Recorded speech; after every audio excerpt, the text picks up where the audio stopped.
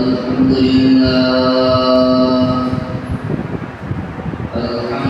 لله نحمده ونصلي ونسلم على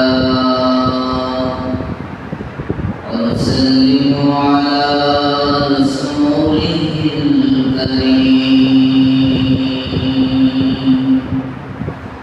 وعلى آله وأصحابه أجمعين.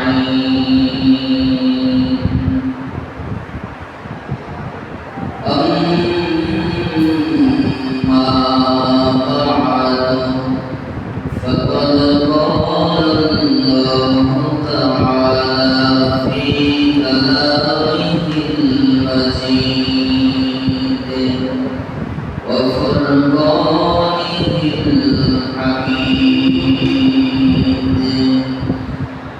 أعوذ بالله من الشيطان الرجيم. بسم الله الرحمن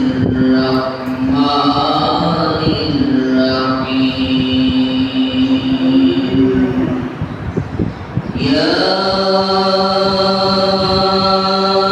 أيها الذين آمنوا اتقوا الله ولتنظر نفس ما قدمت لغد واتقوا الله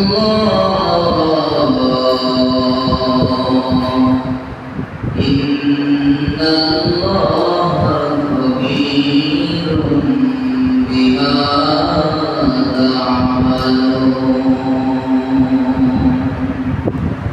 صدق الله العظيم وصدق رسوله النبي الكريم ونحن على ذلك من الشاهدين الشاكرين.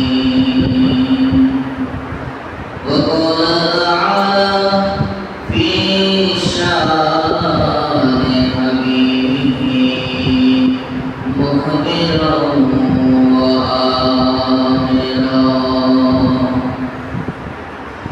إن الله وملائكته يصلون على النبي يا أيها الذين آمنوا صلوا عليه وسلموا تسليما. صلى الله صلى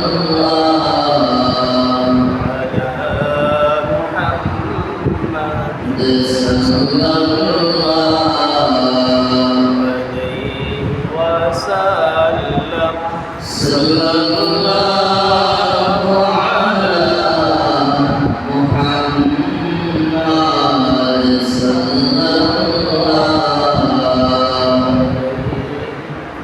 وسلم.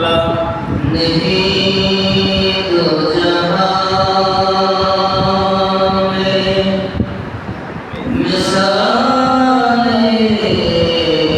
मुहम्मद जमाले खुदा है कमाले मुहम्मद सल्लल्लाहु अलैहि मुहम्मद सल्लल्लाहु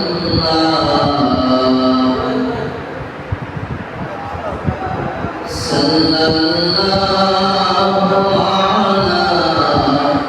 मुहम्मद सल्लल्लाहु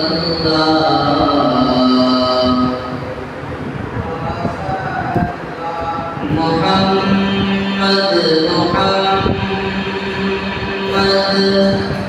मोहम्मदों की गुनगुना है।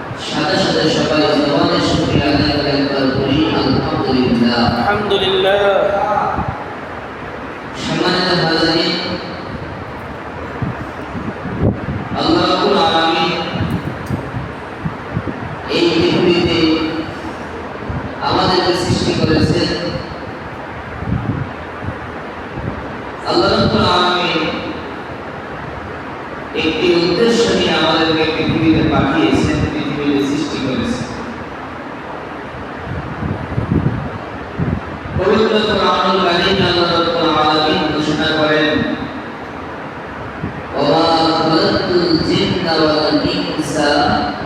ইল্লা লিয়াবুদুন আমি জিন এবং মানব জাতিকে এই পৃথিবীতে সৃষ্টি করেছি একমাত্র আমি আল্লাহ রাব্বুল আলামিনের ইবাদত করার জন্য।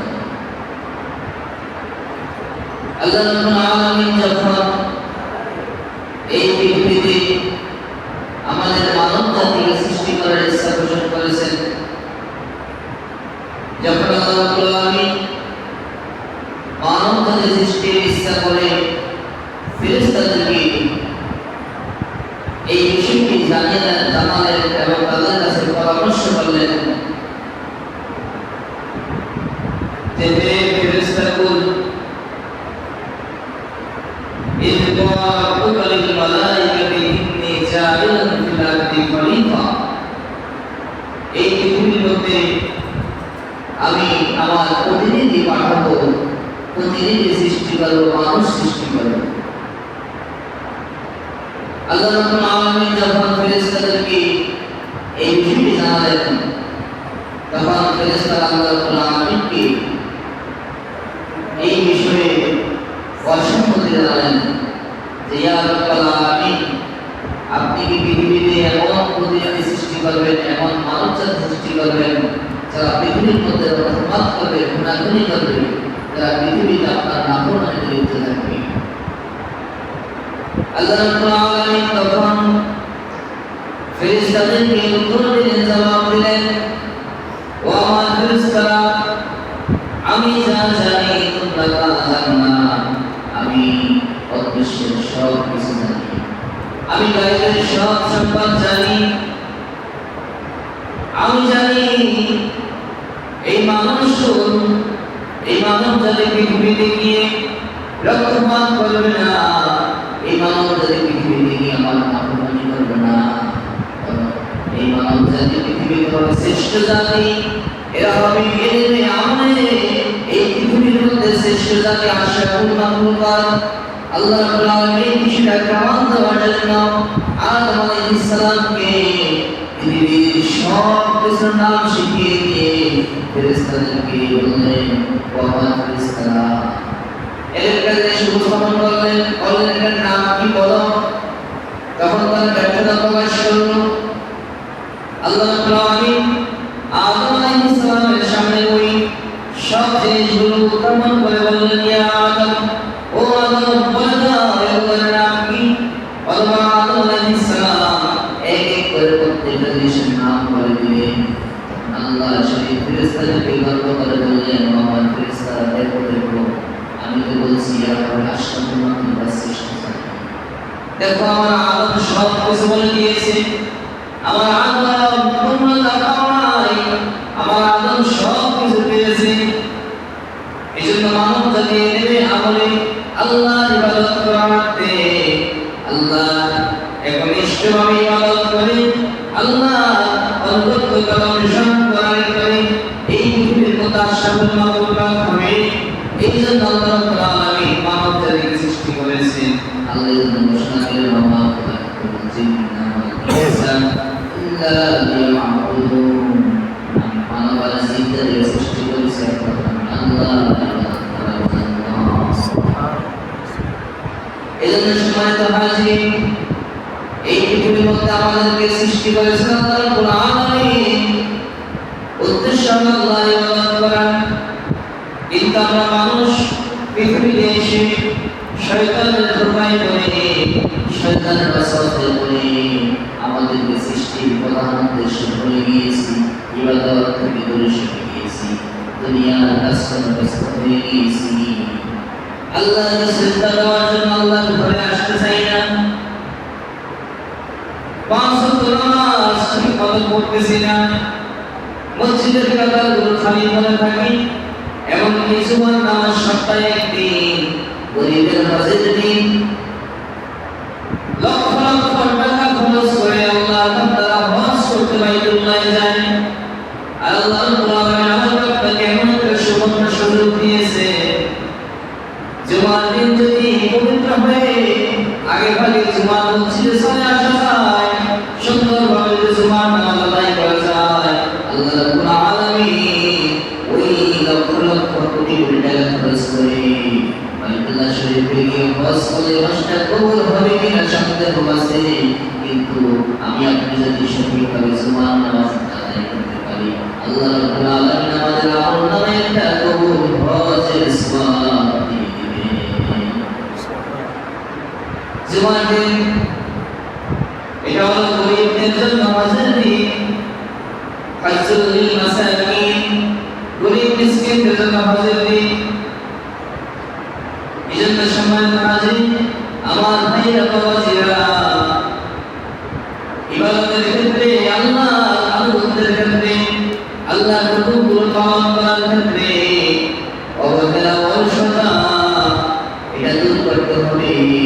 একনিষ্ঠভাবে আল্লাহর সন্তুষ্টির উদ্দেশ্যে আল্লাহকে রাজি খুশি করার জন্য আল্লাহ ইবাদত করতে হবে, আল্লাহর হুকুমগুলো পালন করতে হবে, আল্লাহ যেগুলো আদেশ করেছেন আদেশগুলো পালন করতে হবে, আল্লাহ যেগুলো থেকে নিষেধ করেছেন ওগুলো থেকে বিরত থাকতে হবে। এই আদেশগুলো বাস্তবায়ন করা এবং নিষেধ থেকে বেঁচে থাকার নামই হলো ইবাদত। এই জন্য আল্লাহর আদেশকে পালন করা, আল্লাহর নিষেধ থেকে বিরত থাকার নাম হলো ইবাদত। এই জন্য আমাদেরকে খেয়াল রাখতে হবে আল্লাহ কি আদেশ করেছেন, কি আমাদেরকে নিষেধ করেছেন। এই জন্য সম্মানিত হাজির, আল্লাহর বান্দা হিসেবে এই পৃথিবীতে আমরা ইবাদত করব আল্লাহর, এবং সাথে সাথে আমরা হিসাব করতে হবে, আমাদেরকে চিন্তা করতে হবে, ভাবতে হবে, আমাদেরকে হিসাব করতে হবে যে আমাকে আল্লাহ কোরআন কেন পাঠালেন পৃথিবীতে, কি উদ্দেশ্যে পাঠালেন, আমি কি করতেছি, আমি পৃথিবীতে কতদিন থাকবো, আমার কোথায় যেতে হবে, আমার ঠিকানা কোথায়, এই জিনিসগুলো হিসাব করতে হবে।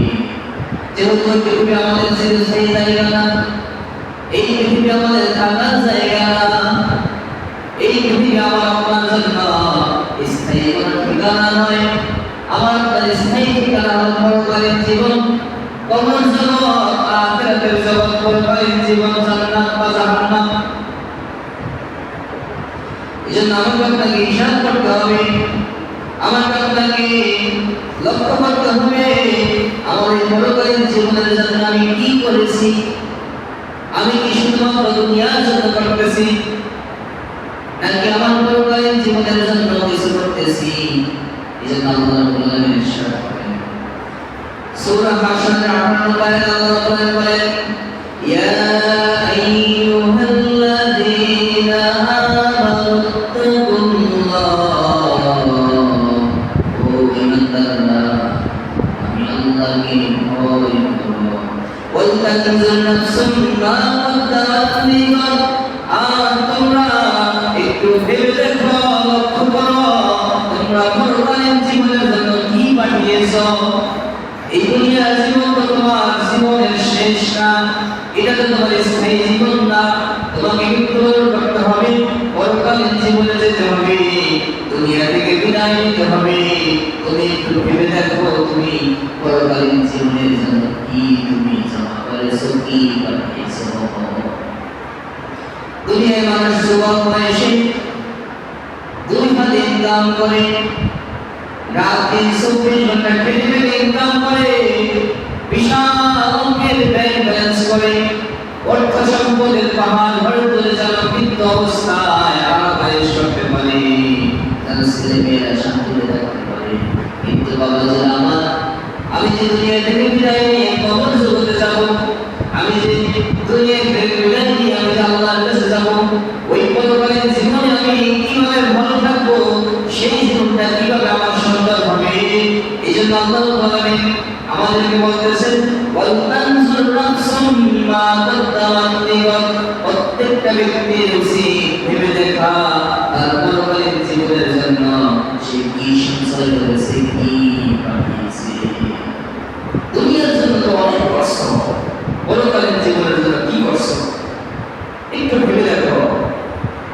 তুমি তো পরকালে যেতে হবে, তোমার পরকালীন জীবনের জন্য কি পাঠিয়েছো, তোমার ওই জীবনটা সুন্দর হওয়ার জন্য, সফল হওয়ার জন্য তুমি কি আমল করেছো, কি দান সৎকার করেছো, কি পাঠিয়েছো ওই জীবনের জন্য। আজকে তুমি যে আমল করবা এটাই তোমার অ্যাকাউন্টে জমা থাকবে, আজকে যে দান সৎকার করবা অ্যাকাউন্টে জমা থাকবে, এটাই তোমার পরকালীন সঞ্চয় হবে, পরকালীন ব্যাংক ব্যালেন্স তোমার এটাই কাজে দিবে। এজন্য আল্লাহ রাব্বুল আলামিন স্পষ্ট বলতেছে, আনসুল নাফসুম মা কাদ্দামাত লিগাদ। প্রত্যেকটা ব্যক্তি উচিত ভেবে দেখা যে সে পরকালীন জীবনের জন্য কি পাঠিয়েছে, কি জমা করেছে। ওয়াত্তাকুল্লাহ, আল্লাহকে ভয় করো। দুনিয়ায় তুমি সুযোগ পেয়েছো, এই সুযোগ পেতে আল্লাহর নাফরমানি করো না, সুযোগ পেয়ে আল্লাহর হক নষ্ট করো না, মানুষের হক নষ্ট করো না, ওদের সম্পদ লুণ্ঠন করো না, তুমি গুনাহের কাজে লিপ্ত হও না, সর্বদা আল্লাহকে ভয় করো। তুমি ভেবে দেখো, তুমি মাথায় রাখো, তুমি চিন্তা করো, আল্লাহ হলেন এমন সত্তা, আল্লাহ হলেন এমন সত্তা, যিনি আল্লাহ, তিনি হলেন এমন সত্তা, ওয়া মাআকুম আইনামা কুনতুম, তিনি এমন এমন সত্তা, তিনি তোমাদের সাথেই আছেন। তোমরা যেখানেই থাকো না কেন, তুমি বান্দা যেখানে থাকো, তোমার সাথে আমার আল্লাহ আছে। তুমি জানবা আল্লাহ সব দেখে। তুমি ভেবো না তুমি গোপনে রাতে রাখালে অপরাধ করতেছো, কেউ দেখবে না, দুনিয়ার মানুষ দেখবে না। দুনিয়ার মানুষের চোখ তুমি ফাঁকি দিতে পারো, দুনিয়ার মানুষের চোখ ফাঁকি দিয়ে তুমি অন্যায়ভাবে সম্পদের ব্যবহার করতে পারো, তুমি বড় বড় অপরাধ করতে পারো। কিন্তু বান্দা জেনে রাখো, আল্লাহ তিনি তোমার সাথেই আছেন, তিনি সব দেখেন। ওয়া মাআকুম আইনামা কুনতুম, তিনি তোমার সাথে আছেন, তিনি সব কিছু দেখেন।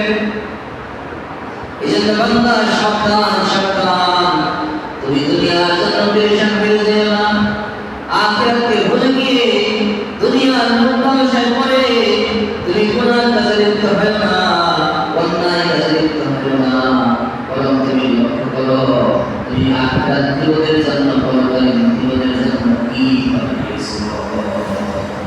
এবং জেনে রাখো, ইন্নাল্লাহা খাবীরুম বিমা তা'মালুন, তুমি দুনিয়ায় যা করো সব কিছু আল্লাহ জানে। এজন্য সম্মানিত ভাইরা, আমাদেরকে পর্যবেক্ষণ করতে হবে, আমাদেরকে হিসাব দিতে হবে।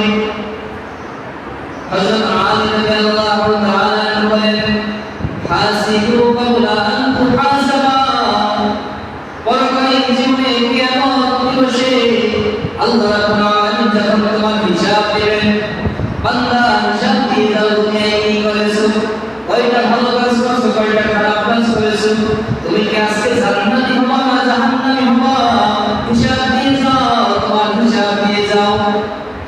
ওই কঠিন ময়দানে যখন আল্লাহ রাব্বুল আলামিন হিসাব দিবেন, ওই হিসাব দেওয়ার পূর্বে তুমি দুনিয়ায় থাকতে নিজেই নিজের হিসাব নিয়ে দেখো, তুমি জান্নাতি না জাহান্নামী। তুমি নিজের হিসাবটা দিয়ে দেখো, তুমি দুনিয়ায় যে আমল করতেছো, এই আমলের বিনিময়ে তুমি কি জান্নাতি হবা না তুমি জাহান্নামী হবা। যদি তুমি বিচার করো, তবে তোমার বিচারে তুমি কি লাভ করতে পারো, তুমি কি আমল করেছো, তোমার বিচারে আমল দ্বারা তুমি কতটুকু নেয়ামত পাইতে পারো, তুমি কতটুকু নাজাত পেতে পারো। নিজের হিসাবটা নিজে আগে মিলাও। নিজের ঘরে বসে রাত্রিবেলায় বালিশের উপর মাথা রেখে ঘুমের তন্দ্রা মাথায় নিয়ে যখন ঘুম আসবে না, এই ঘুম আসার মুহূর্তে তুমি বালিশে মাথা রেখে শুয়ে শুয়ে তুমি হিসাব করো, ও বান্দা তুমি কি আমল করেছো, তুমি যে আমল করেছো এই আমলের বিনিময়ে তুমি জান্নাত পাওয়া কিনা, আল্লাহর দরবারে হিসাব দিয়ে আল্লাহ পাওয়া কিনা। তুমি আমলের বিনিময়ে পরকালীন জীবনে জান্নাত পাওয়া কিনা, নাকি তোমাকে আল্লাহর দরবারে দাঁড়াতে হয়, আল্লাহর কাঠগড়ায় দাঁড়িয়ে তোমাকে নাকি সেদিন আসামি হয়ে জাহান্নামে যেতে হয়। তুমি নিজের হিসাবটা নিজে নিয়ে নাও।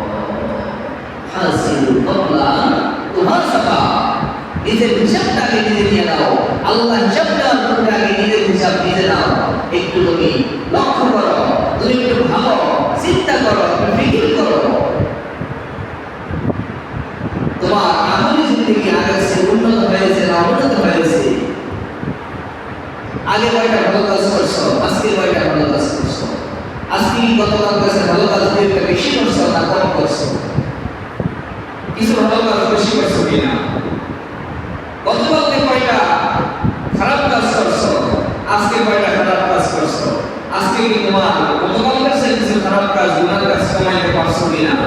এটা তুমি হিসাব মিলাও, ক্যালকুলেশন করো। এজন্য সম্মানিত হাজিরিন, এভাবে করে হিসাব করতে হবে, দেখতে হবে আমার ইসলামের জিন্দেগি, আমলের জিন্দেগি কতটুকু গঠন হয়েছে। যেহেতু এই পৃথিবীতে আসা, এই পৃথিবীতে আমাদেরকে প্রেরণ করা কোন উদ্দেশ্য হলো আল্লাহর ইবাদত করা, আল্লাহর বন্দেগী করা, আল্লাহর আনুগত্য করা। অতএব আমি মুসলমান হিসেবে, আল্লাহর বান্দা হিসেবে আমি আল্লাহর কতটুকু আনুগত্য করতে পেরেছি এটা আমাদেরকে লক্ষ্য করতে হবে এবং আল্লাহর সৃষ্টি জগৎ নিয়ে ভাবতে হবে, গবেষণা করতে হবে এবং আল্লাহ যে কত মহান এটা আমার ভিতরে অনুধাবন করতে হবে। সেই হিসেবে আল্লাহর শুকরিয়া আদায় করতে হবে। এজন্য সম্মানিত হাজিরিন, রাসূল পাক সাল্লাল্লাহু আলাইহি ওয়াসাল্লাম সাহাবীদেরকে তালিম দিতেন। সাহাবীদের অন্তরে আল্লাহর স্মরণকে বসিয়ে দিয়েছেন। রাসূল পাক সাল্লাল্লাহু আলাইহি ওয়াসাল্লামের সুন্নাত থেকে দেখি সাহাবাইরা আল্লাহ ওয়ালা হয়েছেন, অন্তরের মধ্যে আল্লাহর ভয় পয়দা হয়েছে, খুশু পয়দা হয়েছে। নামাজ যখন পড়াতেন দুনিয়ার কোনো খবর থাকতো না। নামাজ পড়ালে ওই ব্যক্তির দুনিয়ার কোনো খবর থাকতো না। যখন কোনো ব্যক্তি নামাজ পড়াতেন আকাশে উড়ন্ত পাখিগুলো সাহাবীদেরকে দেখে দেখে মনে করতেন এগুলো হয়তো বা কোনো পিলার গাছ। এমন ভাবে নামাজ দাঁড়াতেন যে মানুষ বলে তারা ভাবতো না, যার কারণে তাদের মাথার উপরে পাখিগুলো বসে থাকতো। হযরত আলী রাদিয়াল্লাহু তাআলা আনহু যুদ্ধের ময়দানে কাফেরদের পক্ষ থেকে আঘাত পেয়েছেন, পায়ের মধ্যে তিন বিদ্ধ হয়ে গিয়েছে। এত যন্ত্রণা এই তিন করতে পারছে না। রাসূল পাক সাল্লাল্লাহু আলাইহি ওয়াসাল্লাম সাহাবাদেরকে বললেন, ও আমার সাহাবা আলীকে ছেড়ে দাও, আলী যখন নামাজ দাঁড়াবে তখন তোমরা তিনটা করে নিও। হযরত আলী রাদিয়াল্লাহু তাআলা যখন নামাজ দাঁড়ালেন, নামাজ দাঁড়ানোর পর সাহাবাইরা ওই নামাজ অবস্থা আলী রাদিয়াল্লাহু তাআলা পায়ের থেকে তিনটা খুলে দিলেন। কিন্তু আলী রাদিয়াল্লাহু তাআলা আনহু বিন্দুমাত্র টের পেলেন না। ইবাদতের মধ্যে আল্লাহর ভয়, আল্লাহর মহব্বত এত বেশি ছিল। হুজুর সাথে ইবাদত করতেন, নামাজ পড়তেন। এজন্য আল্লাহ রাসূল বলেছেন, উম্মতকে শিক্ষা দিয়েছেন, আনতা আল্লাহ কাআন্নাকা তারাহ ফাইন লাম তাকুন তারাহু ফাইন্নাহু ইয়ারাক। ও আমার উম্মতেরা শোনো, তোমরা আল্লাহর ইবাদত করবে এমন ভাবে যেন তুমি আল্লাহকে দেখে দেখে ইবাদত করতেছো, যেন আল্লাহকে দেখে দেখে আল্লাহকে সিজদা করতেছো। আজ যদি তোমার ভিতরে হাল সৃষ্টি করতে না পারো, তোমার ভিতরে যদি অবস্থা সৃষ্টি করতে না পারো যে তুমি আল্লাহকে দেখতেছো, এই বিষয়টা যদি তোমার ভিতরে পয়দা না হয়, কমপক্ষে তুমি এতটুকু ভাবো যে আমার আল্লাহ আমাকে দেখতেছে। এরকম একটা মন নিয়ে, এরকম খুশি নিয়ে, আল্লাহর ভয় নিয়ে, আল্লাহকে হাজির নাজির জেনে তুমি ইবাদত করো। যদি এভাবে ইবাদত করতে পারো তাহলে তোমাকে দুনিয়ায় পাঠানোর যে উদ্দেশ্য, আমার খলাকতুল জিন্না ওয়াল ইনসা ইল্লা লিয়াবুদুন, এই পৃথিবীতে আমি মানব এবং জিন্দাকে সৃষ্টি করেছি একমাত্র আমার ইবাদত করার জন্য। তাহলে আল্লাহ রাব্বুল আলামিনের উদ্দেশ্য সফল হবে এবং তুমি আল্লাহর বান্দায় পরিণত হবে। আর যদি তুমি এভাবে ইবাদত করতে না পারো, তোমার ইবাদতের মধ্যে দুনিয়ার খেয়াল থাকে, তাহলে বুঝতে হবে তোমার আখিরাতের তুলনায় দুনিয়ার প্রতি আসক্তি তোমার ভিতরে বেশি করে প্রবেশ করেছে। এই জন্য আমাদের একটা তালিম দেন, জিকির করা, মুরাকাবা করা। এই মুরাকাবা করা আল্লাহু হাজিরি, আল্লাহু নাজিরি, আল্লাহ আমার সামনে উপস্থিত, আল্লাহ আমাকে দেখতেছেন, এই বিষয়টি মনে মনে ভাবা এবং অন্তরের মধ্যে বিষয়টি গেঁথে দেওয়া। যদি কোনো ব্যক্তি প্রকৃতপক্ষে এই বিষয়টি অন্তরের মধ্যে গেঁথে নিতে পারে যে আল্লাহ রাব্বুল আলামিন সর্বাবস্থা আমাকে দেখতেছেন, আমি আল্লাহর সামনে, তাহলে ওই ব্যক্তির দ্বারা কোনো অপরাধ হতে পারে না এবং ওই ব্যক্তির ইবাদতের মধ্যে আল্লাহ ছাড়া অন্য কারো উদ্দেশ্য অথবা আল্লাহ ছাড়া অন্য কারো কল্পনা হতে পারে না। এজন্য আল্লাহকে অন্তরে বসিয়ে দিতে হবে, আল্লাহর মহব্বত অন্তরে বসাতে হবে, আল্লাহর ভয় অন্তরে সৃষ্টি করতে হবে, এভাবে ইবাদত করতে হবে। এজন্য সমাজের হাসিন আমরা তো দুনিয়ার কাজগুলো সবসময় করি, দিনের অধিকাংশ সময় দুনিয়াবি কাজে ব্যস্ত থাকি। 24 ঘন্টা সময়ের মধ্যে হয়তো 2 ঘন্টা 3 ঘন্টা সময় আমরা নামাজের জন্য ব্যয় করি, দিনই কাজে ব্যয় করি। কিন্তু এই 2 ঘন্টা 3 ঘন্টার সময়ও দেখা যায় আমরা ইবাদত করতে এসে আল্লাহকে যেভাবে ভয় করে, আল্লাহর ভয় নিয়ে মহব্বত ইবাদত করার দরকার সেটা করতে পারি না।